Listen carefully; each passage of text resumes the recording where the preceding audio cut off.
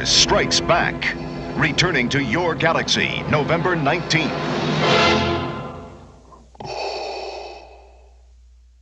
Yours truly, Brevin Thompson, is back, and May the 4th be with you. Kicking off 80s May with The Empire Strikes Back, which is on many people's list as their number one favorite Star Wars film, and I am one of those people that will include Empire Strikes Back as my favorite Star Wars film, and it's pretty easy to see why many people would consider this not only the best film in the original Star Wars trilogy, but the best Star Wars film of all time. And you're going to probably hear me say that a lot, the best of all time, because this is the best Star Wars film of all time, and this is one of the best films ever made. God, I love The Empire Strikes Back. One of the things that makes Empire Strikes Back great for me is that they amp up the stakes considerably in this film. Our heroes lose throughout the entire film, and the Empire is just trampling the ever-living shit out of the Rebels, even though they lost their ultimate weapon, the Death Star, at the end of A New Hope. The opening of the film still great, even after all these years, with Luke encountering this Wampa, escaping it after cutting his arm off with his lightsaber, and him, encountering Obi-Wan as a Force ghost, telling him to go to the Dagobah system to complete his Jedi training with Yoda. Han finding Luke and keeping Luke warm with his Tartar's insides. And that line still makes me laugh. I thought they smelled bad on the outside. And when it comes to discussing Star Wars, of course you gotta talk about John Williams, because what he does for this film, God, I love it. Especially the Imperial March. He gives the Empire an iconic theme, and especially for Darth Vader, because every time you think of Darth Vader, you think of the Imperial March. And sometimes I can't help but humming myself, because that theme is so fucking iconic. I'm just like, good God, I never get enough of John Williams. Just yes! And Darth Vader is an absolute badass in this film, because even if one of his men fail, he's not going to be particularly happy about that and will end up choking your ass with the Force. Lord Vader, the fleet has moved out to light speed and we're preparing to... You have failed me for the last time, Admiral. I still love the Battle of Hoth, and the effects, they definitely amp up a little bit compared to A New Hope. And I love the stop motion effects for the AT-AT walkers. Even though this film is over 40 years old, I still think a large majority of the effects in this film still hold up even to this day. And an interesting thing is that after the Battle of Hoth, our three main heroes, Luke, Han, and Leia, aren't together for the rest of the film after that.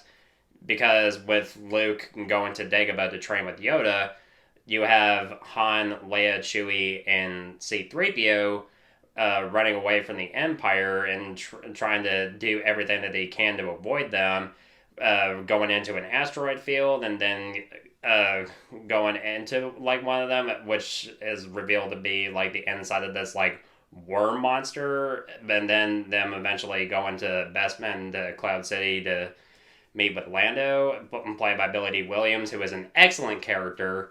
But everything with Luke on Dagobah, and even before he begins training with Yoda, when he does meet Yoda, he doesn't even realize that this little creature is Yoda, and everything with that introduction with Yoda is perfect in my eyes.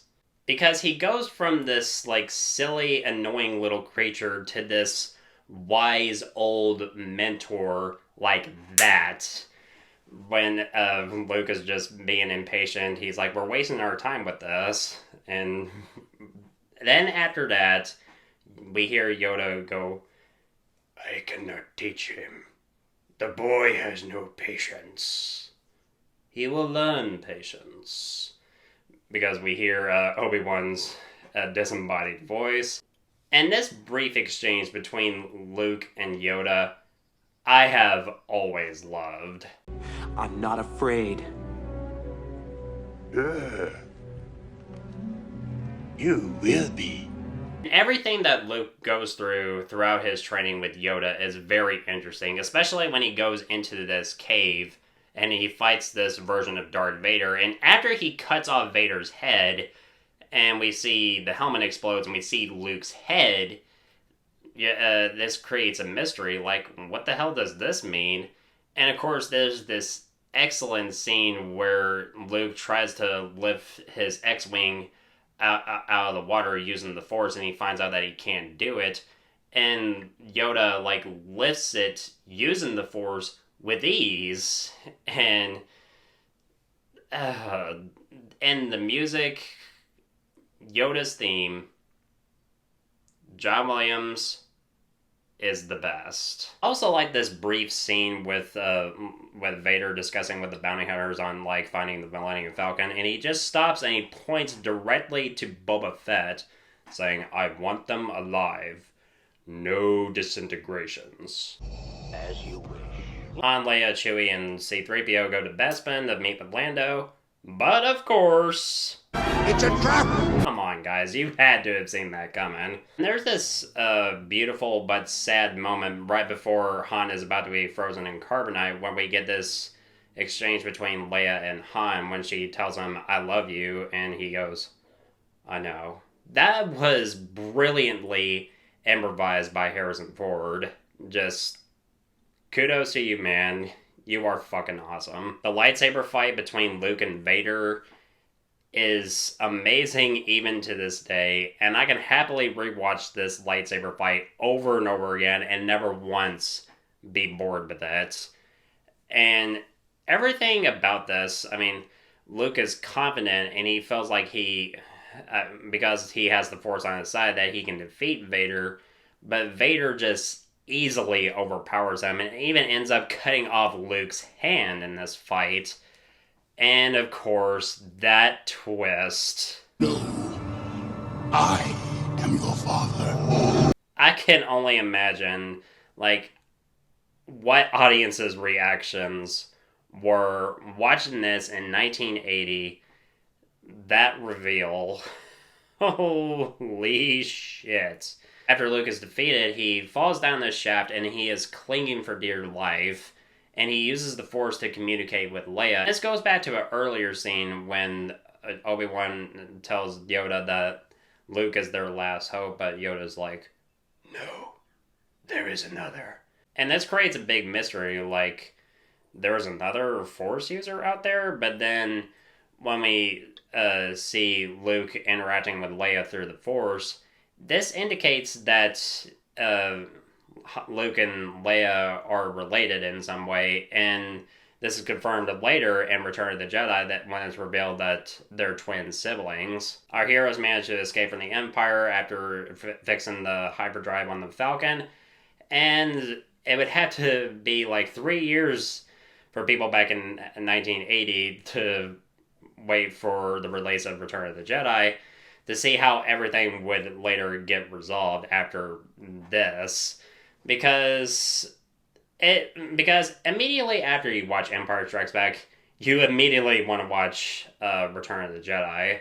As a kid, Return of the Jedi was my favorite Star Wars film, but as I got older, Empire I began to favor a whole lot more out of any Star Wars film. There's just so much about it that a lot of people love. There's the characters, the action sequences, the amazing score by John Williams, how beautifully shot it is. Irvin Kershner, rest in peace. Everything with his direction is just perfect.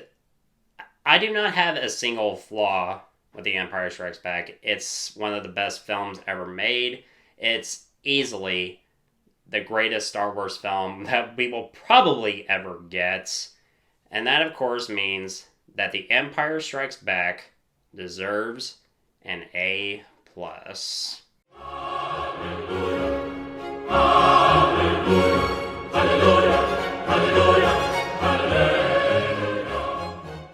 did you think of the film? Let me know in the comments below. And guys, thank you so much as always, for watching. Looking forward to doing more videos really soon.